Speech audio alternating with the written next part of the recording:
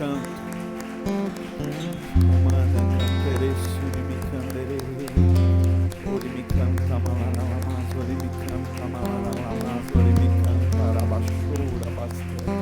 Orimi canta orimi aleluia. Glória a Deus. Boa noite, queridos. Graça e paz. Tudo bem com vocês? Amém. Senta aí, toma seu lugar. Então, hoje vamos para a segunda noite debaixo desse tema, essa palavra tão abençoadora acerca das orações de Jesus. E quão rico, quão poderosa é essa ferramenta chamada oração. Eu, na verdade, acredito que a oração, ela é uma das ferramentas mais poderosas na vida do cristão. Eu acredito até mesmo que seja através da oração que nós mais expressamos fé. É uma ferramenta poderosa para as nossas vidas e eu acredito que seja através da oração que nós mais expressamos fé. Eu acredito que nós expressamos fé quando nós lemos a palavra de Deus. Nós somos acrescentados, edificados na fé quando nós lemos a palavra de Deus. Mas, e assim, né, o ler é para todos. Todos podem e devem ler a Bíblia. Mas o interpretar não, né?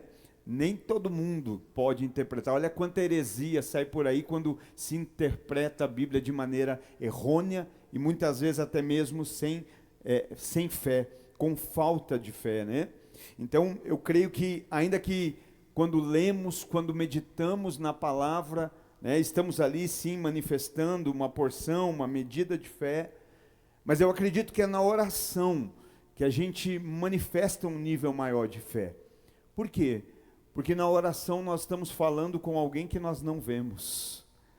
E na oração nós estamos falando sem ser vistos. Nós falamos sem ver e falamos sem ser vistos. Não há uma plateia, não há ninguém nos observando, não há ninguém nos assistindo, não é assim? Então eu acredito que é o momento que nós mais exercemos fé, porque nós falamos com Deus sem vê-lo, mas crendo que Ele está ouvindo, e da mesma forma nós também falamos sem que ninguém nos veja. Não é essa a orientação de Jesus? Você, quando for orar, entra no teu quarto, fecha a porta atrás de ti e fala com o Pai que está em secreto. Então eu acredito que isso é muito importante, isso é muito poderoso, né? Como eu disse, nós devemos ter fé para ler a palavra, mas infelizmente, às vezes a gente vai ler, conhecer, e ao mesmo tempo nós não nos esforçamos em obedecer aquilo que nós conhecemos. Por isso eu acredito que não exista um nível de fé como existe na oração. Porque nós podemos nos aplicar para conhecer a palavra, mas talvez não nos esforçamos para vivê-la. E aí isso me denota uma falta de fé, porque parece não acreditarmos que Deus de fato existe, porque Ele não se impressiona com o quanto eu conheço, com o quanto eu me esforcei para conhecer, mas o quanto eu estou empenhado em viver aquilo que eu conheço. E quando se fala de oração, aí muda. Porque, como eu disse, oração, nós falamos com alguém que nós não estamos vendo, não estamos visualizando. E na oração nós também estamos falando sem que ninguém nos veja. Gente, mas como é lindo ter uma oração respondida.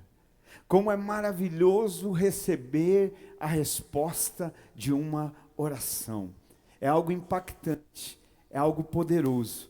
É algo que nos comove, é algo que, né, dá aquela sensação, como é gostoso, né, a gente ter a resposta de uma oração. Que alegria, é poderoso demais. Então é para nós motivo de alegria receber uma resposta de oração. Amém?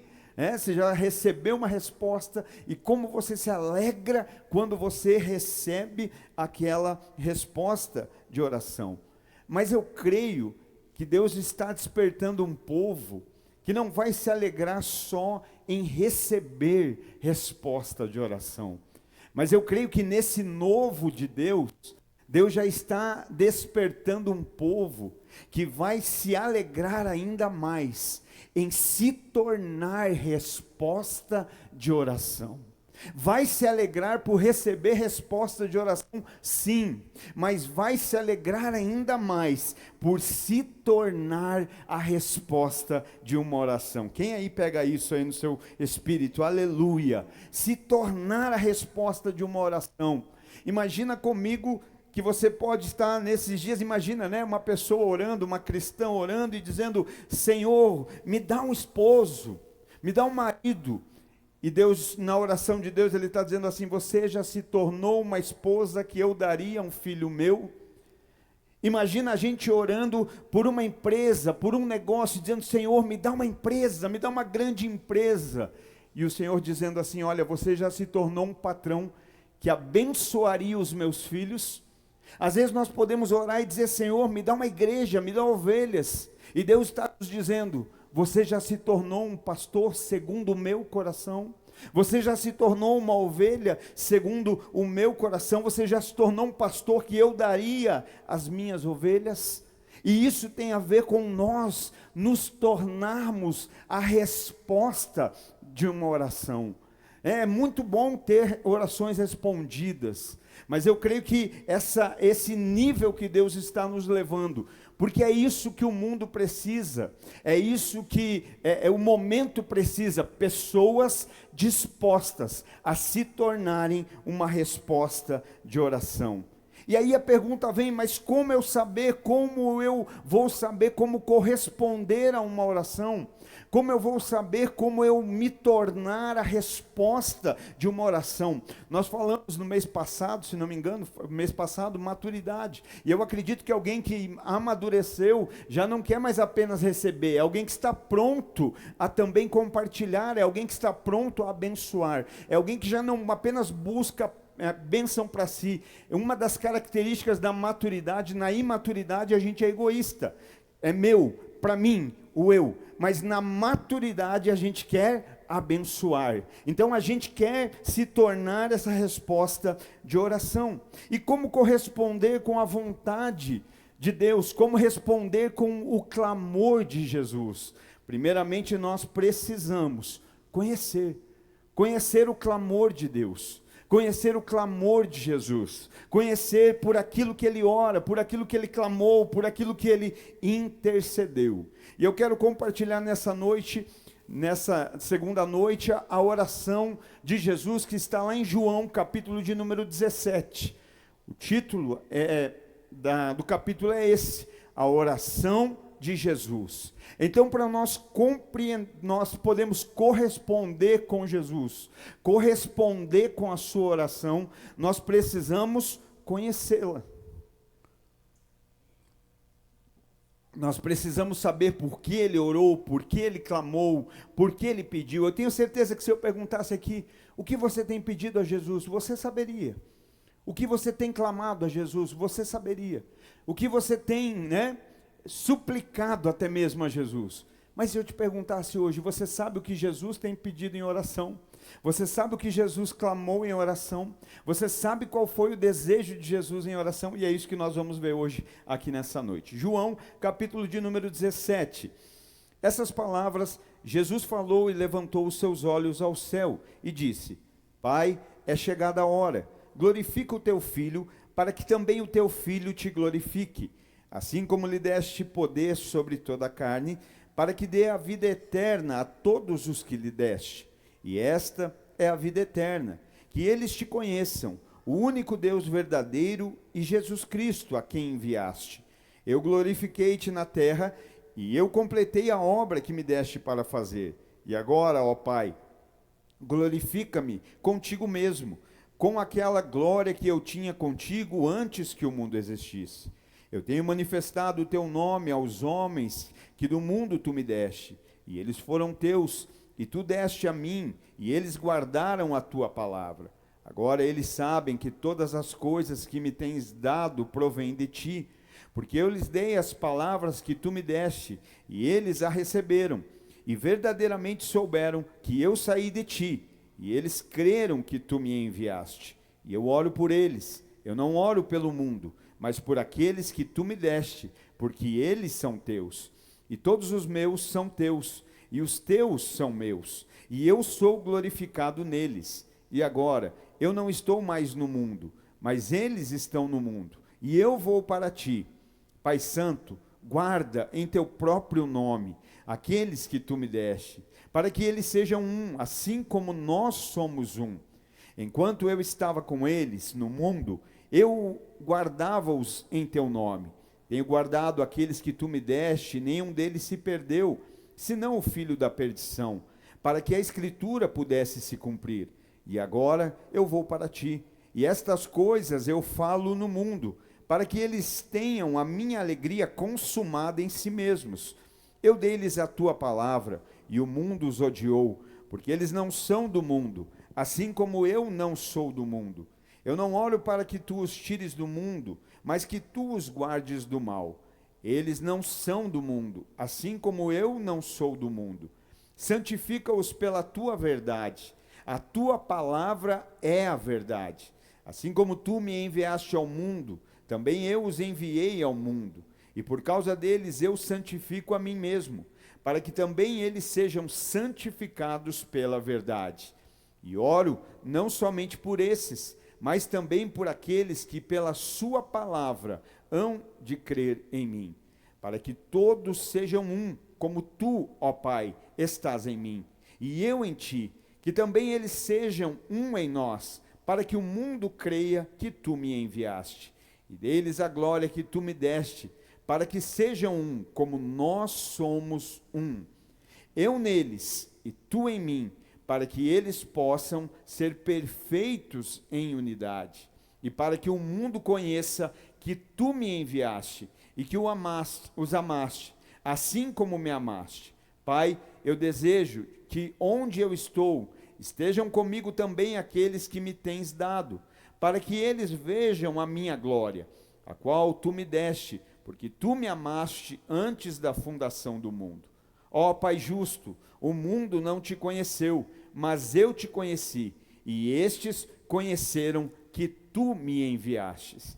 E eu lhes tenho declarado o teu nome, e declararei que o amor com que tu me amastes possa estar neles, e eu neles.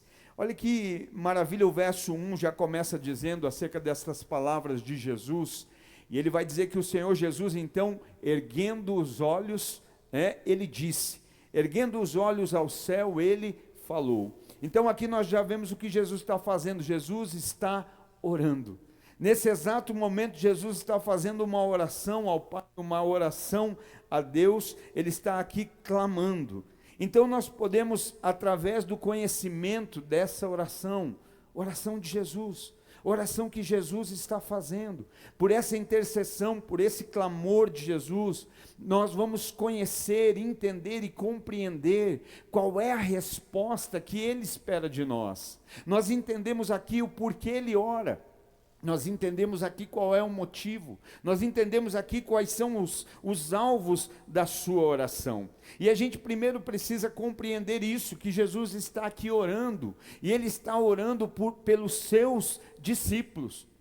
Jesus, nesse momento, ora pelos seus discípulos. Verso 9, e eu oro por eles, e não oro pelo mundo, mas por aqueles que tu me destes, e eles são seus. Jesus está orando, e essa oração que Jesus faz, esse clamor, essa intercessão, é em favor dos seus discípulos. Quem é discípulo de Jesus, dá um glória a Deus, aleluia. Ele está orando pelos seus discípulos. Você consegue entender a dimensão disso? Você consegue entender quão poderoso isso é? Jesus orando por você. Jesus orando pela sua vida, orando por cada um de nós. Eu sei que nesse momento alguém pode dizer, não pastor, mas Jesus estava ali orando pelos 12, quem sabe ali nesse momento Jesus estava orando pelos 120, ou Jesus estava orando no muito pelos 500, mas a minha pergunta hoje aqui é, você crê em Jesus? Você crê em Jesus? Vou perguntar, você crê em Jesus? Ele é o seu mestre? Se sim, eu afirmo com categoria, ele estava orando por você. Se você crê nele, se ele é o seu mestre, eu afirmo com autoridade bíblica que ele estava orando por você. Verso 20. E não oro, imagina os discípulos do lado. E ele diz assim: e não oro somente por esses. Eu oro pelos que através da minha palavra vão crer em mim. Por aqueles que vão crer, por aqueles que ainda vão ser. Eu estou orando por esses que são, mas já estou orando por aqueles que serão. E nessa nós estamos incluídos. Então Jesus, entenda a dimensão disso, entenda o poder disso, entenda a magnitude disso. Jesus orando em teu favor. Jesus orando pela sua vida, né? E Jesus então está orando pelos seus discípulos, e ele é tão categórico que ele diz: eu não estou orando pelo mundo, eu estou orando por aqueles que o Senhor me deu, eu estou orando por aqueles que o Senhor me deste, é por eles que eu oro, não é pelo mundo. Então, o que nós precisamos pensar acerca da resposta, acerca da interação, acerca do comprometimento, acerca de se tornar resposta.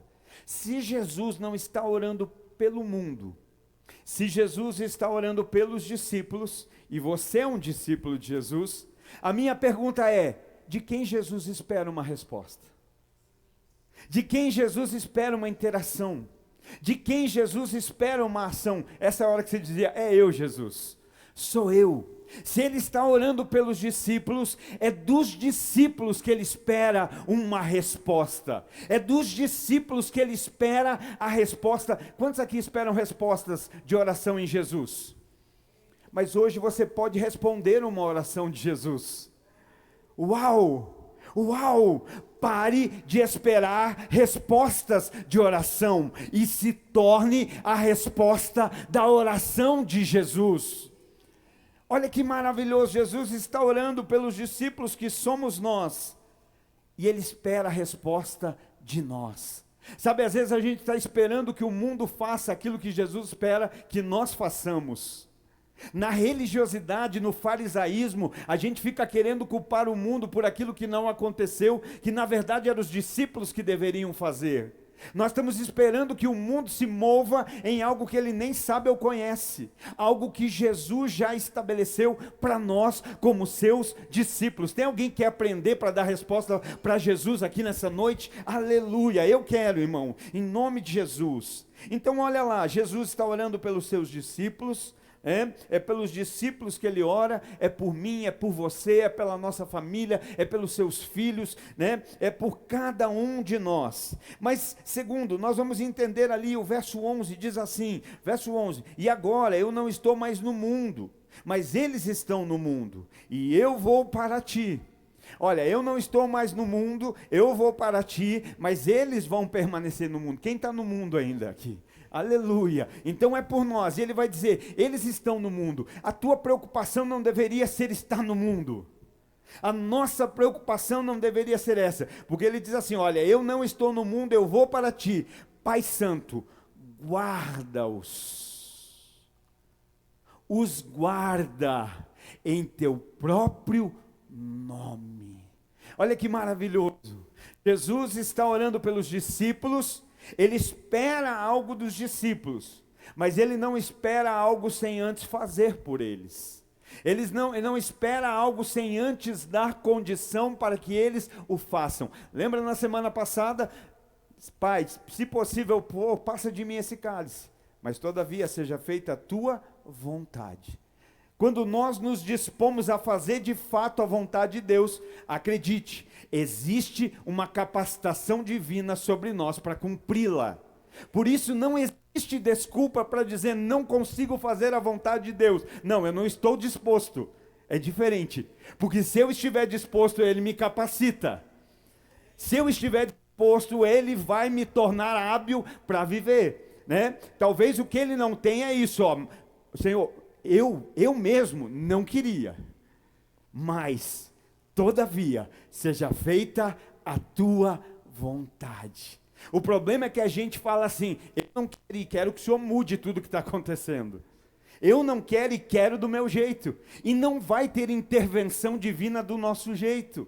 Não vai ter ação sobrenatural para realizar a nossa vontade. Porque a ação sobrenatural é para que a vontade de Deus se cumpra. A ação divina é para que nós venhamos viver a vontade de Deus. Está entendendo? Porque ele não diz: Senhor, né, então vamos fechar, não tira esse cálice. Não, não vai tirar, mas me capacita para eu enfrentar. Você está pedindo para Deus tirar aquilo que na verdade você deveria pedir para Ele te capacitar a enfrentar, a suportar, a passar, a crescer, a amadurecer. Então nós começamos a ver, olha que maravilhoso, Ele está dizendo: então, Pai, eu não vou estar no mundo, eu não estou no mundo, mas os protege. Jesus não apenas ora por você, Ele ora pedindo ao Pai que Ele te guarde. Ele ora pedindo ao Pai que Ele te proteja. Você pode reagir aí, você pode dar um glória a Deus por isso. Olha que oração maravilhosa. Aí a minha pergunta é: será que nós temos motivos para nos sentir desprotegidos? Será que nós temos motivo, razão, argumento para nos sentir desamparados? Olha só, é Jesus orando, intercedendo, clamando, pedindo ao Abba que te guarde, pedindo ao Abba que te proteja. Jesus pedindo ao Pai por proteção, por cuidado. E qual é a senha para desfrutar desse cuidado? Você já viu que no natural, o Manu que brinca, né? Lá na rua de casa passa, provavelmente na rua de vocês também, aqueles motoqueiros que são segurança, né? E eles passam buzinando com aquela sirenezinha, né? Aí o Manu chama eles de policinha. Ele fala: a policinha passou. Só que a policinha não cuida de toda a casa. A policinha cuida das casinhas que tem a placa, que pagam a mensalidade, não é assim? E aqui qual é a senha para essa proteção de Deus? É simples, é crer em Jesus, é ser o discípulo, é ser aquele pela qual ele está orando. Porque ele está orando pelo mundo? Não, ele está orando pelos seus discípulos, ele está orando por aqueles que o Pai lhe deu. Então a senha é essa: é crer em Jesus, ser um discípulo de Jesus, ser um mestre, um seguidor fiel desse mestre, né? Ele tá dizendo isso, e é tão lindo, porque ele diz assim: Pai, em teu nome, Pai, os guarda em teu nome. Quando fala de nome de Deus, fala de caráter, fala de soberania, fala de majestade. Olha o que Jesus está usando ali: Pai, os guarda em teu nome. Guarda, protege, sê com eles. Então, consegue entender isso? Que Jesus se importa que os seus discípulos estejam protegidos. Que Jesus se importa que os seus discípulos estejam guardados. Que o Pai os esteja protegendo. Quantas vezes a gente... E olha como isso é lindo. Porque Jesus não vai dizer: Pai, envia um anjo para guardar ele. Pai, os guarda em teu nome. Olha Jesus intercedendo, clamando e pedindo por proteção. Você consegue entender o que você tem sobre a tua vida?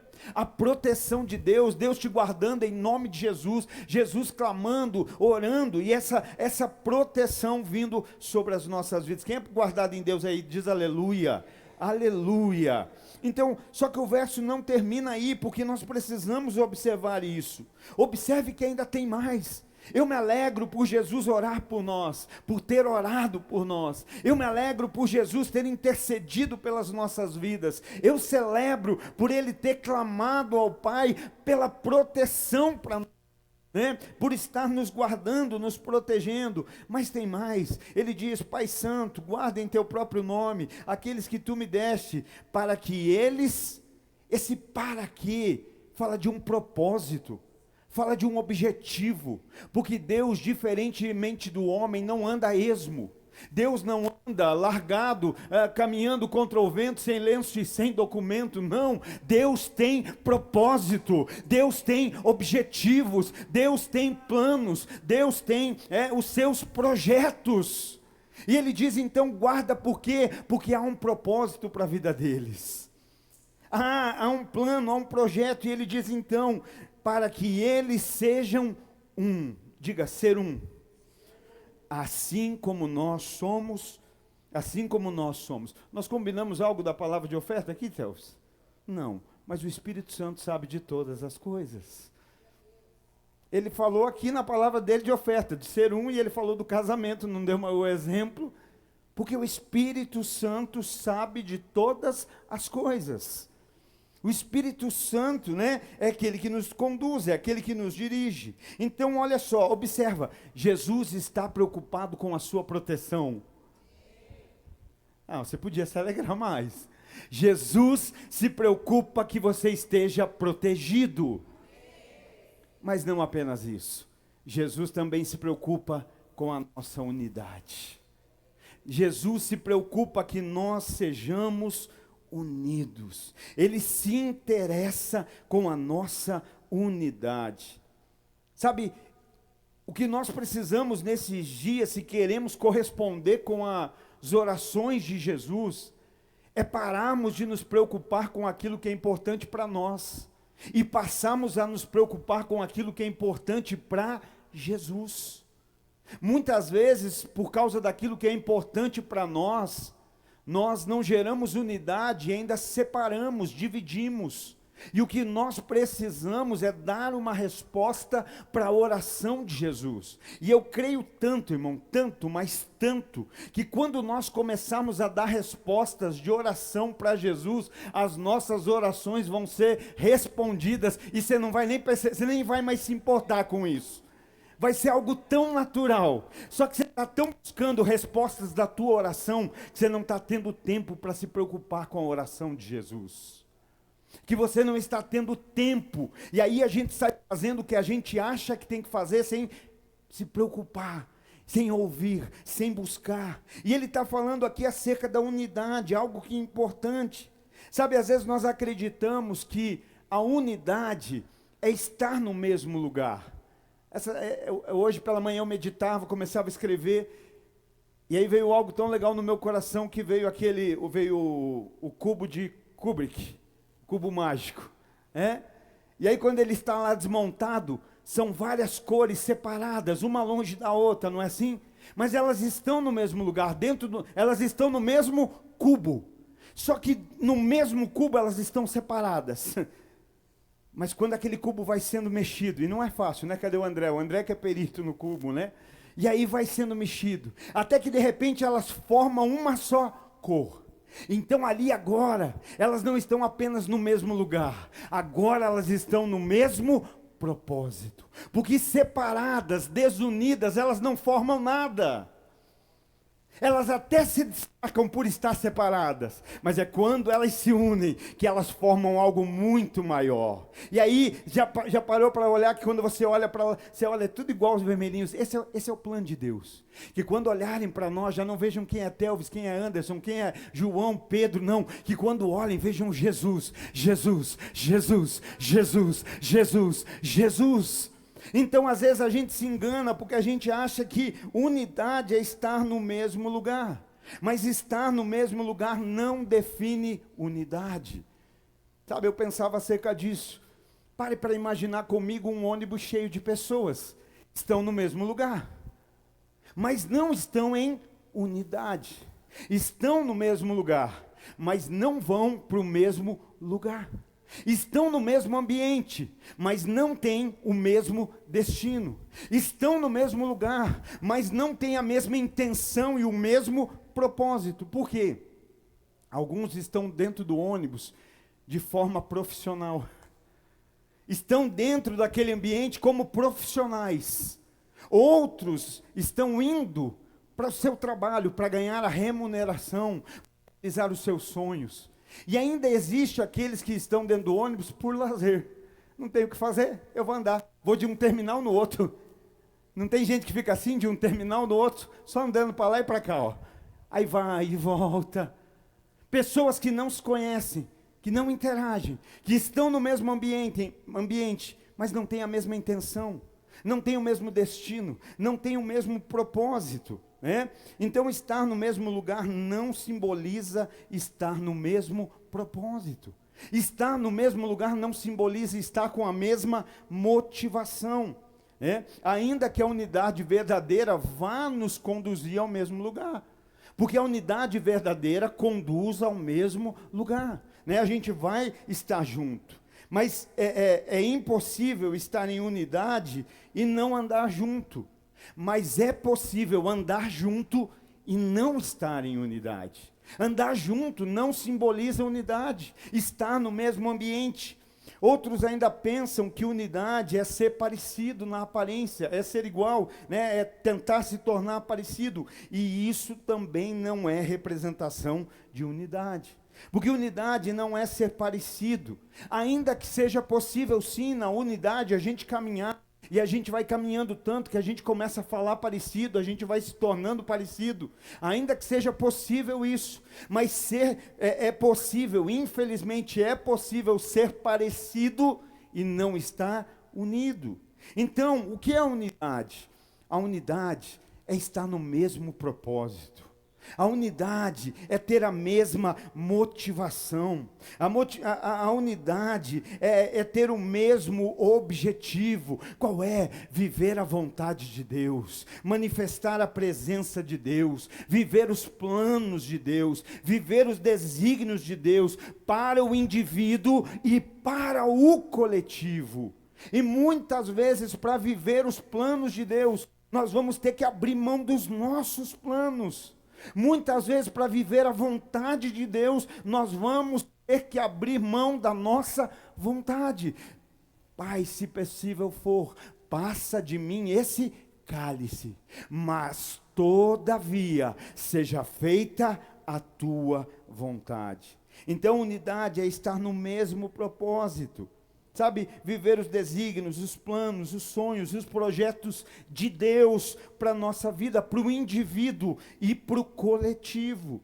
Jesus orou por essa unidade. E quando nós lemos o capítulo 17, ele fala mais de 3 vezes acerca disso. Para que eles sejam um, para que eles sejam um, assim como nós somos. Então Jesus se importa sim com a nossa unidade. Sabe, para que vivamos debaixo do mesmo propósito e, acima de tudo, debaixo da vontade de Deus. Sabe o que muitas vezes divide pessoas? São planos diferentes. O que é que divide as pessoas no ônibus? Elas podem sair do terminal todas juntas, mas elas não vão chegar no final junto. O que dividiu elas, o que separou elas, é que cada um tinha uma parada específica. Cada um queria chegar a um lugar. Eu não sei você, mas eu quero chegar na eternidade com Jesus. Esse é o meu ponto final. Aqui é o que Ele quiser, a vontade é dEle, o plano é dEle, o desígnio é dEle, o sonho é dEle, o projeto é dEle, mas o meu desejo final é a eternidade com Jesus. Mas as pessoas vão se... Porque, eu quero descer nesse ponto, puxa a campainha. Esse ponto aqui para mim tá bom. E aí as pessoas que começaram juntas, começam a se dividir. Porque estão juntas num ambiente, mas não estão juntas em um destino, em um propósito, em um plano. Então, meios e caminhos só são diferentes para quem tem planos e alvos diferentes. O itinerário só é diferente para quem tem um outro destino. Agora, se o nosso destino é a eternidade, se o nosso destino é a vontade de Deus, se o nosso destino é crer na palavra, e Deus diz, eu é que sei os planos que tenho a respeito de vós, planos de lhe dar o fim que esperais, planos de dar esperança e futuro, planos de te prosperar. Se nós cremos nisso, esse é o nosso destino. Qual é o nosso destino? Viver os planos de Deus. Então ninguém desce do ônibus antes da hora. Ninguém vai se separar, nós vamos até o fim, porque nós queremos viver os planos de Deus. Quem quer viver os planos de Deus? Dá um glória a Deus aí. Irmãos, tem algo que todos os dias quando eu oro, eu digo para Deus, que não sejam mais os meus planos, mas que sejam os teus planos. É bom ter sonho, é bom desejar, é bom realizar, mas chega um momento da vida que você fala, tudo isso aqui é passageiro. Eu não quero gastar o passageiro com sonhos que podem ser superficiais. Eu não quero gastar aquilo que é temporário com planos que talvez vão realizar o meu ego, mas não vão alegrar o coração do meu Deus. E aí todos os dias quando eu oro, está aí minha família que escuta eu orar pela manhã e sabe disso, Senhor, que não sejam os nossos planos, que não seja a nossa vontade, mas que sejam os planos do Senhor, até mesmo que vamos combinar, nós não sabemos planejar, mas Deus é perfeito, Deus é soberano, Deus é absoluto, os planos dele são melhores. Sabe, nós precisamos entender a importância disso. Quando nós falamos de unidade, nós estamos falando de unidade familiar, unidade do casal, unidade na igreja, unidade entre os irmãos. Hoje famílias são desunidas, casais são desunidas, o marido não sabe o que a esposa fala, a esposa não sabe o que o marido fala, um não sabe o plano que o outro tem, um não conhece o que o outro faz, a família é desunida. E Jesus está orando por unidade, que no nome de Jesus, esses dias eu tenho orado aqui, nós estamos nessa oração, de homens guerreiros e mulheres intercessoras. Vou repetir para você dar um glória a Deus, homens guerreiros e mulheres intercessoras. Mulher, teu papel não é guerrear, teu papel é interceder. E homem, teu papel não é fazer corpo mole, é ser guerreiro. O inimigo roubou, eu vou buscar, eu vou resgatar. Porque nessa casa tem guerreiro, nessa casa tem alguém posicionado. Sabe, a gente precisa compreender essas coisas. Isso é Bíblia, isso é palavra de Deus, né? E a gente precisa compreender. Então precisamos ter essa unidade. Por que é que hoje as famílias estão como estão? Porque há uma inversão de papéis, há uma inversão de valores. Mas o meu papel não é empurrar a minha esposa para ela fazer o que ela tem. O meu papel é fazer o que eu tenho que fazer. Deus não fala empurra ela a ser uma intercessora, mas Ele me chama para ser o homem, para ser o governo, Ele me chama para ser esse guerreiro, para ser. Então a primeira guerra que eu luto é pela minha casa, a primeira guerra que eu luto é pela minha família. Sabe, às vezes nem ela, aí ela não intercede, mas fica aqui, vai guerreiro, vai guerreiro, vai guerreiro. Ela me coloca na frente de batalha, intercedendo, orando. A mulher é auxiliadora, irmãos. E eu não consigo ver uma auxiliadora de boca fechada. Porque muitas vezes a gente auxilia com palavras de sabedoria. Deus dá sabedoria tanto para homens quanto para mulheres. Deus dá sabedoria para o ser humano. Deus não é machista. Amém? Ele dá para ambos. Quantas vezes ela não vem com muita graça, sabedoria. Ouve. Isso aqui, você já parou para pensar? Como é que está isso aqui? Como é que é isso ali? Sabedoria, gente, intercessão, estou ali, estava orando, e Deus me mostrou, aí a gente tem revelação para o mundo inteiro, menos para a nossa casa, menos para os nossos. Não, eu estou olhando, Vi, essa noite o negócio que foi, vem cá, Deus está falando, vamos alinhar. Às vezes eu como guerreiro preciso chegar lá e bora, está aqui, está me entendendo, gente? Sabe, é a gente tomar esse posicionamento. Né? Coisa linda está acontecendo, mover de oração aqui. Nós estamos com o grupo lá sensacional, pessoas de fora entrando, sendo abençoadas, pessoas compartilhando, interagindo. Por quê? Porque nós cremos no poder da oração, nós cremos nessa ferramenta poderosa chamada oração, mas eu não estou vendo para quem eu estou orando, mas eu sei que Ele está ouvindo a minha oração. Você sabe que Ele está ouvindo a tua oração. Mas ninguém está me vendo orar, mas você não ora para os outros ver. Ele não mandou você orar para os outros. Se Ele fala para você orar, que Ele no secreto ouve, e Ele te recompensa. A recompensa não está em os outros te verem orando. A recompensa está que Ele, aquele que ouve em secreto, te recompensará. Então olha, como é importante para a gente. Sabe, Deus nunca vai dar planos, alvos e propósitos que dividam uma família, que dividam uma igreja, que divida um corpo. Deus jamais vai fazer isso.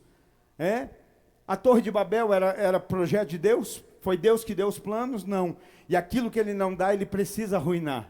Chega um momento que Ele precisa dizer, parou, chega. Se tinha uma coisa que o povo tinha ali, era unidade. Olha só, porque nem sempre, às vezes o que nos falta não é unidade, mas é a unidade no foco certo, no ponto certo, no lugar certo, né? Às vezes porque eles tinham unidade, estavam construindo uma torre, mas que Deus nunca pediu. Que não era plano de Deus, mas que era para o ego do homem. Que era o homem que precisava daquela torre, não Deus.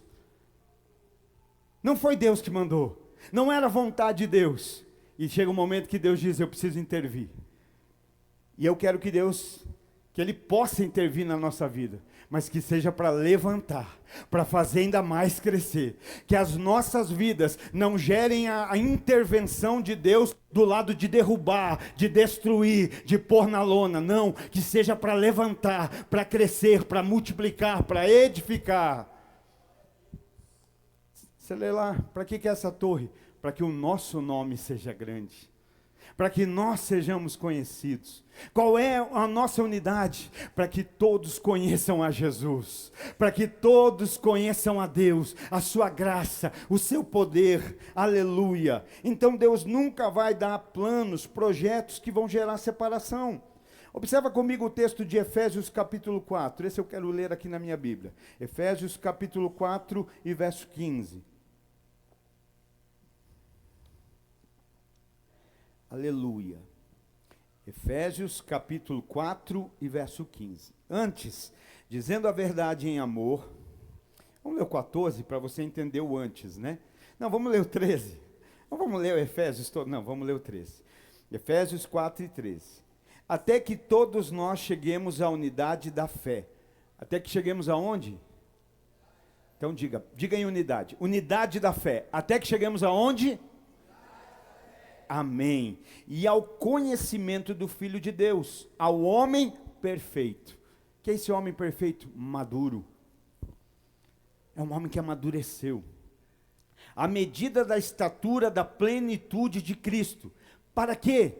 Para que não sejamos mais crianças. A unidade vai trazer maturidade em nós, irmãos. A unidade faz a gente parar de ser criança. A unidade faz a gente parar de viver de criancice. Olha, crianças atiradas para lá e para cá, carregadas por todo o vento de doutrina, pela artimanha e astúcia dos homens que ficam à espreita para enganar. Aí chegamos no verso 15. Antes, dizendo a verdade em amor, cresçamos em todas as coisas. É isso que Deus tem para a minha vida, é isso que Deus tem para a sua vida, é isso que Deus tem para as nossas famílias, é isso que Deus tem para a nossa igreja, que nós cresçamos em todas as coisas. Aonde? Naquele que é o cabeça, que é a cabeça, Cristo. Por que ele fala a cabeça? Porque é a cabeça do corpo. A cabeça, Cristo, do qual todo o corpo bem ajustado, compactado. Olha como o corpo fica.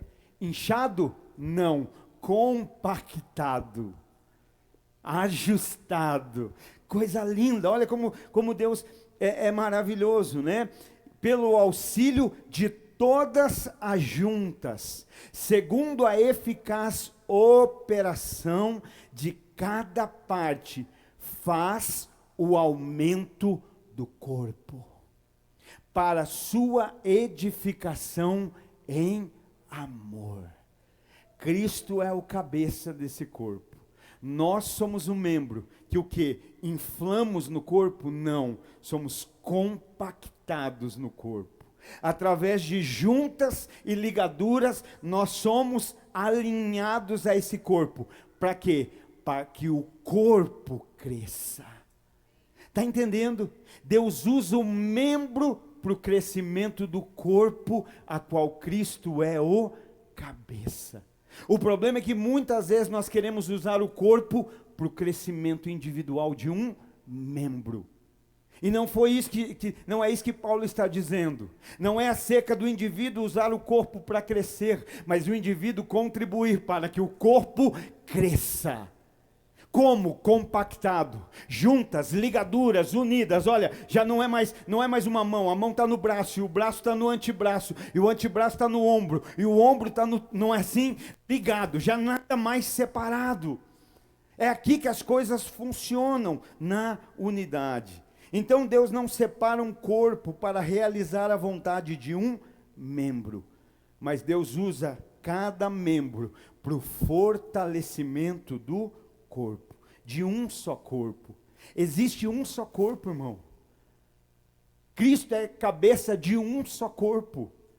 Só um corpo é capaz de ter Cristo como cabeça. Não existe vários corpos que Cristo é cabeça. Não, é um corpo só. E quando eu falo um corpo só, não falo de uma denominação. Falo do corpo de Cristo, da igreja de Cristo na face da terra. Não existe várias, existe uma só. Cristo é cabeça de uma só. Olha a importância da unidade.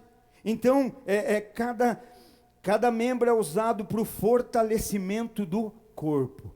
E aí nesse corpo, bem alinhado, bem ajustado, compactado, quem é que é visto? O membro? Não, Cristo é visto através do membro.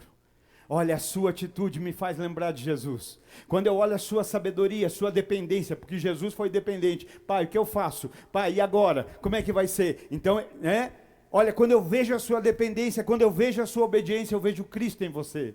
Eu vejo Cristo no corpo, eu vejo Cristo na família, eu vejo Cristo no casal, eu vejo Cristo, na vida dos irmãos. Então que maravilhoso, Jesus ora pelos discípulos, Jesus ora para que Deus guarde os discípulos. Sabe, quem crê em Jesus, faz a vontade de Jesus. Quem crê em Jesus, faz o que Jesus quer. Depende, Senhor, eu não tomo um passo. Eu não tomo uma decisão, eu não faço nada sem que o Senhor me diga. Eu quero que o Senhor me diga, eu quero que o Senhor me fale, eu quero que o Senhor me oriente, que seja a tua vontade. Sabe, às vezes ele vai falar, e é isso que muitas vezes incomoda alguns, que ele fala aquilo que você não quer. E aí a gente faz de conta que não foi ele. Ou então, ele não fala. O que fazer quando ele não fala? Não faça nada. Enquanto ele não fala, espera. Creia. Você não diz que crê? Se você crê, você espera. Quem crê não faz para que ele balize. Quem crê faz aquilo que ele já avalizou. A gente não faz para que ele depois diga, agora eu vou abençoar o que você fez. Não. Quem crê espera para viver aquilo que ele já abençoou. Mas ele ainda não me falou, então espera, creia, espera. Hoje eu ouvia, eu estava numa mentoria com os pastores e alguém dizia assim, a gente precisava provar um pouquinho da experiência de Zacarias. A gente precisava ficar uns 9 meses sem poder falar, como a nossa vida ia ser abençoada. 9 meses sem poder falar. Quantos problemas não seriam evitados? Quantos maus negócios, quantas escolhas erradas, quantas decepções não seriam evitadas? A gente não está nessa unção de Zacarias, proibir de falar, mas a gente deveria ter sabedoria para calar. Sabedoria para, Deus não falou, então eu não me envolvo. Sabe, é muito melhor a gente esperar para saber no que Deus quer que a gente se envolva, do que a gente querer envolver Deus naquilo que Ele nunca quis. É muito melhor você esperar e Deus dizer, vai filho, vai que é isso aí que eu tenho para você. Amém. Aí Ele balizou. Agora a gente vai e aí a gente fica dizendo, vem Senhor, entra, ajeita, resolve, muda. E a bênção não está nisso. A bênção está em depender. Só que o ser humano parece que ele se sente inferior se ele não fizer nada, Eu tenho que fazer, eu tenho que estar fazendo. Não, o cristão não é aquele que está fazendo, o cristão é aquele que aprendeu a depender. É o que está dependendo. Sabe, quando a gente quer fazer, a gente quer provar para os outros algo. E quando a gente vive para Deus, a gente já não vive mais querendo provar nada para ninguém. A gente vive para o louvor, para a honra, glória de Deus. Então a gente aprende a depender. Ah, mas está demorando. Não, se você está esperando, Deus nunca vai ser demora, mas vai ser segurança, certeza. Quantas coisas rápidas já vieram que te fizeram voltar lá atrás? Quantas coisas rápidas que já aconteceram, que te decepcionaram, que te envergonharam, foram rápidas, mas foram decepcionantes, foram frustrantes, foram, quem sabe até você sentiu envergonhado. Então não fique envergonhado de esperar. Não, estou esperando em Deus. E esperando em fé, porque quem espera também não fica parado. Estou esperando, crendo, louvando, adorando, servindo. Eu estou fazendo, eu estou crendo aqui. Deus vai fazer, mas eu não faço enquanto Ele não disser. Sabe, isso é confiança, isso é dependência. Isso também é unidade, estar em unidade com Deus. Porque como pode eu estar fazendo algo que Deus não está? Como pode eu estar vivendo algo que Deus não está fazendo? Isso é unidade?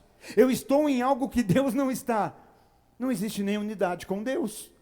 Então a unidade começa com Deus. Senhor, eu quero estar onde o Senhor quer, eu quero fazer o que o Senhor quer, eu não quero estar fazendo algo sem o Senhor. Nós podemos chegar em alguns lugares rápidos, mas desacompanhados. Podemos chegar em algumas posições, em alguns lugares de maneira rápida, mas desamparados.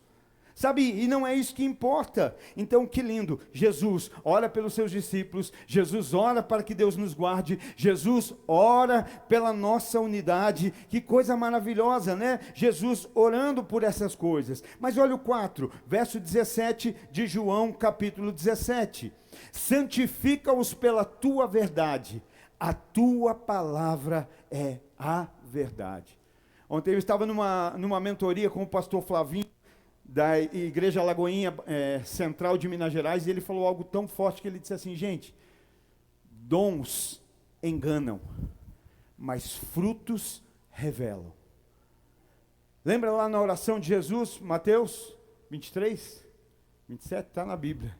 Naquele dia muitos me dirão: Senhor, Senhor, em teu nome expulsamos demônios, fizemos maravilhas, curamos enfermos. O que é isso?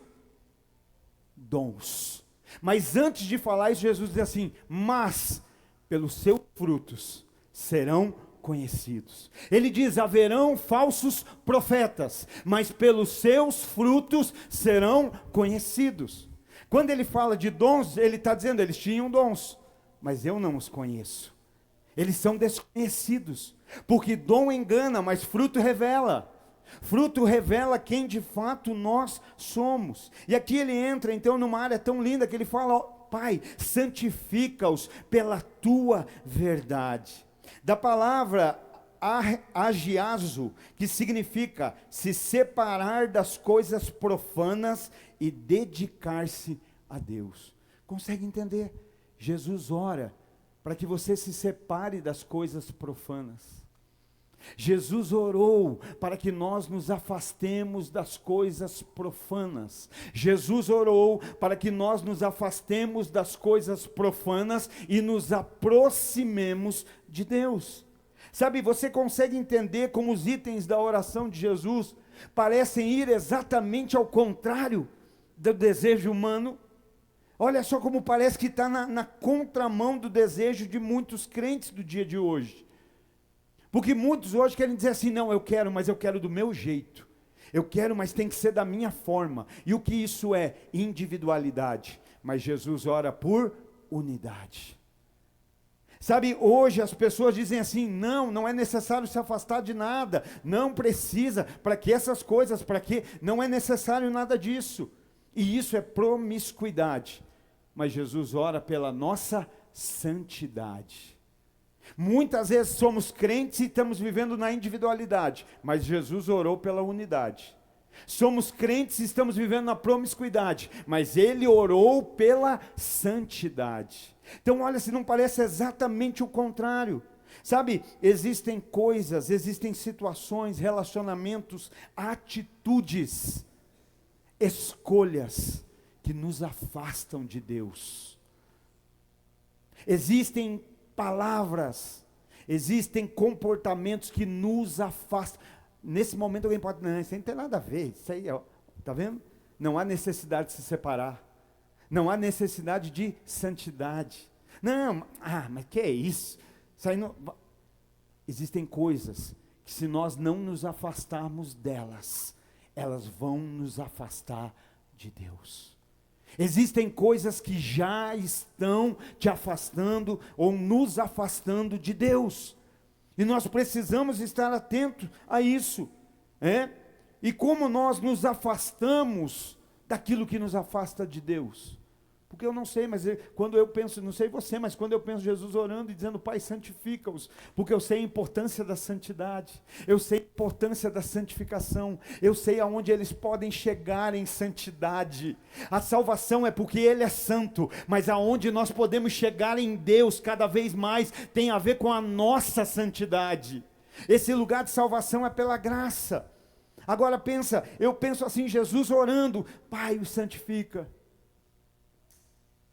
Aperfeiçoa o processo de santidade na vida deles. Então é algo importante, como nós nos afastamos daquilo que nos afasta de Deus. Aqui mesmo ele diz: santifica-os pela tua verdade. A tua palavra é a verdade. Qual é a palavra que santifica? A palavra de Deus. É a palavra de Deus que santifica, é a palavra de Deus que gera santidade, né? Então nós precisamos disso, nós precisamos de uma vida de oração, nos aproximar dele através da oração e através da palavra. Sabe, eu já disse isso aqui, mas vale a pena relembrar, nós precisamos dessas duas asas, oração e palavra. Sabe, essas são as duas asas que sustentam a vida de um cristão, oração e palavra. Essas são as duas asas que mantêm o avião chamado cristianismo no voo até o destino, até a eternidade em Jesus. Oração e palavra. E por que isso é tão importante? Porque às vezes a gente ou não tem nada, ou tem um ou outro. Não é assim? Não, mas eu tenho muita oração. Eu sou um cara de muita oração. Eu entro no quarto, Deus me revela tudo. Está tudo revelado aqui já, irmão. A revelação já está toda aqui, ó. Ou então eu tenho muita palavra, eu conheço tudo, sei tudo. Sabe qual é o perigo disso? Que alguém que tem muita prática sem teoria se torna místico. É alguém para quem Deus está falando algo que não está aqui, ó. Deus não vai falar nada em contrariedade à sua palavra. Não, mas Deus me deu uma revelação nova. Deus pode iluminar algo que você ainda não tinha visto, que está ali. Mas a revelação já está toda ali. Só se você acha que precisa escrever um novo livro da Bíblia com seu nome. Mas eu acredito que tudo que nós precisamos já está aqui. E aí quando nós temos essa ação sem a teoria, nós corremos o risco de nos tornar místicos. Deus está me falando, Deus está me mostrando, a gente vê demônio até na maçaneta da porta. E quando a gente tem só a teoria, sem o relacionamento, sem a prática, a gente se torna legalista. Você entende? É um equilíbrio.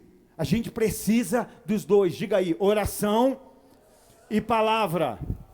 Teoria e prática. Isso. Relacionamento e revelação. Sabe, nós precisamos disso. Por que nós precisamos? Porque o conhecimento, ele vai balizar a prática. Quando eu conheço, eu estou no quarto, estou orando, e Deus está ministrando, Deus está falando, e a palavra vai balizar aquilo que Deus já revelou lá. E aí eu venho e digo, caramba, já estava aqui, ó. Talvez eu até li esse texto várias vezes. Esse é o problema, tem gente que lê na teoria, mas sem ter prática de relacionamento. E aí vem e descobre coisas que já leu 20 vezes o capítulo, mas nunca enxergou. Porque é o relacionamento que traz luz para a revelação. Então o conhecimento baliza a intimidade. O conhecimento vai fazer o quê? Vai balizar a prática. E a prática vai equilibrar o conhecimento. Olha que lindo isso. Como nós precisamos dessas duas asas. Então, queridos, algumas perguntas hoje nós precisamos fazer aqui. Algumas perguntas precisam ecoar no nosso coração, na nossa vida como cristão, na nossa vida como discípulos de Jesus. Sabe, como discípulos de Jesus, hoje nós precisamos pensar acerca disso, e eu já caminho para nós orarmos. Sabe, eu sei que estar protegidos, todos nós queremos. Quem é que não quer? Até o ímpio, né, até aquele que está lá fora, ora pedindo, Deus, me protege. Pode não orar toda hora, mas na hora que a coisa aperta, que a coisa fica feia, vai dizer, Senhor, me livra dessa. Senhor, me dá o socorro. Senhor, me livra, não é assim? É, porque já vivemos isso. Ser protegido todo mundo quer. Vai ver na hora do sufoco. Senhor, se o Senhor me livrar dessa, eu nunca mais faço. É como aquele bêbado que estava preso no trilho do trem e o trem vindo. Senhor, se o Senhor me livrar, eu nunca mais bebo. Aí quando o trem passa, ele cai, Deus livrou. Ele falou, Senhor, mas eu consegui me livrar, né? E aí a gente pensa que é assim. Mas quando a gente entende que não, que a gente precisa então ser guardado, todo mundo quer, ser protegido, todo mundo quer. Mas a questão é que nós precisamos hoje perguntarmos, para nós orarmos. É importante hoje para você viver em unidade? Qual o valor hoje para você de viver em unidade? Será que você está disposto a abrir mão da sua individualidade para viver em unidade? Será que a gente se encaixa, a gente está procurando algo que se encaixe na gente, ou a gente está procurando se encaixar em algum lugar? Porque quando a gente procura algo que se encaixe na gente, isso fala de individualidade. Deus vai ter que fazer um corpo que se encaixe em mim. Vai ter que fazer um negócio, uma família que se encaixe em mim. Agora, quando eu entendo, não, Senhor, eu quero viver essa tua unidade, sou eu que procuro me encaixar naquilo que Ele fez. Eu não estou pedindo para Deus fazer nada para que se encaixe em mim, está entendendo? Não, eu procuro me encaixar no que Deus já fez. Eu procuro, você está entendendo? Está aqui, tem jovens solteiros aqui. Já existe um par para você encaixar. Em Deus já existe. Você não vai ficar pedindo, Senhor, eu vou ficar brincando de Lego, brincando de quebra-cabeça, tentando entrar ali, não. Você não vai pedir para Deus dar algo que se encaixe em você. Você vai permitir que Ele trabalhe em você, e você vai se encaixar naquilo que Ele já fez. Às vezes nós estamos dizendo, Senhor, me encaixa, encaixa uma empresa em mim, e Ele está dizendo, não, eu estou trabalhando em você, talvez lapidando de baixo, para que você se encaixe naquilo que eu já fiz. Mas a gente está disposto a abrir mão da individualidade. Mateus, dá um auxílio lá, fazendo um favor. A gente está disposto da individualidade, de abrir mão da individualidade, para poder se encaixar naquilo que Deus tem, naquilo que Deus está fazendo. Querido, terminando aqui, eu oro e eu converso com você, com todo prazer. Será que a gente está disposto a se encaixar naquilo que Deus tem? Na família, no casal, na igreja. Por que hoje pessoas procuram tantas igrejas? Porque elas estão procurando uma igreja que se encaixe nas suas necessidades. Eu quero uma igreja que se encaixe na minha necessidade. Não, eu sou um membro que quero me encaixar no propósito de Deus. É no propósito de Deus que eu quero me encaixar, amém? Será que hoje para você é importante santidade? Qual o valor da santidade hoje para você? Qual o valor da santidade para nós hoje? Talvez hoje o valor para a gente é notoriedade, eu tenho que ser notado. Não, Deus não está nem aí para isso. Talvez não, Deus vai fazer com que muitas vezes a gente passe desapercebido. Se for para aperfeiçoar a santidade, Ele vai fazer com que a gente passe despercebido. Mas eu prefiro ser despercebido pelos homens e notado por Deus,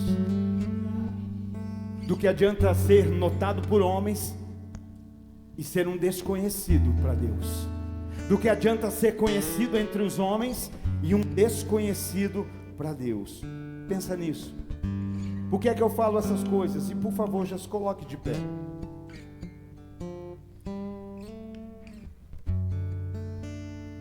É importante para você andar em santidade, é importante para você andar em unidade. Por que eu estou dizendo isso? Porque se é importante, você está buscando corresponder com a oração de Jesus.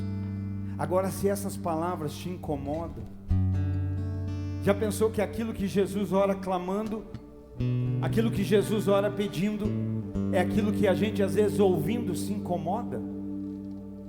Não foi o pastor Luiz que orou e disse, Senhor, faz de nós unidos? Foi Jesus que disse, que eles sejam unidos como nós somos, que eles sejam um como nós somos. Sabe, irmão, eu acredito que se Jesus precisou interceder e clamar, é porque não é fácil, e nós sabemos que não é fácil. Só que sabe, quando a gente não se esforça para isso, a gente está dizendo, nem a oração de Jesus é capaz. Porque não foi um irmão que orou, não foi um profeta que orou, foi Jesus. Pai, eu oro para que eles tenham unidade, eu oro para que o Senhor os santifique. Sabe, porque como discípulos de Jesus, aquilo que foi importante o suficiente para Jesus orar, deveria ser importante o suficiente para nós desejarmos viver. Aquilo que Jesus orou porque é importante. E se ele orou porque é importante, então é importante para mim viver. Então é importante para nós, como igreja do Senhor, vivemos.